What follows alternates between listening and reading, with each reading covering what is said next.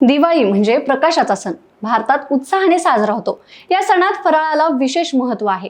फराळ हा केवळ खाद्यपदार्थांचा संग्रह नसून तो भारतीय संस्कृती आणि परंपरांचा एक भाग आहे। दिवाळी फराळाची परंपरा प्राचीन काळापासून आहे। पूर्वी शेतकरी नवीन पिकांच्या कापणीनंतर त्यापासून विविध पदार्थ बनवत। हे पदार्थ घरात तयार करून कुटुंब, नातेवाईक आणि शेजारच्यांमध्ये वाटले जायचे। यामुळे सामाजिक बंध दृढ होण्यास मदत होते। चकली, लाडू, करंजी, शंकरपाळे, अनारसे यांसारखे पदार्थ फराळात समाविष्ट होत गेले। मध्ययुगात मराठा आणि मुघल काळात फराळाला राजाश्रय मिळालं। श्रीमंत घराण्यांमध्ये खास मिठाई बनवण्यासाठी स्वयंपाकी नेमले जायचे। कालांतराने स्थानिक चवी आणि साहित्य यांचा समावेश होऊन फराळ अधिक वैविध्यपूर्ण झालं। आज दिवाळी फराळ हा आनंद, सामायिकरण आणि आतिथ्याचा प्रतीक आहे। बाजारात तयार फराळ उपलब्ध असलं तरी घरगुती फराळाला अजूनही विशेष स्थान आहे। ही परंपरा पिढ्यानपिढ्या टिकून आहे, जी आपल्या संस्कृतीला समृद्ध करते।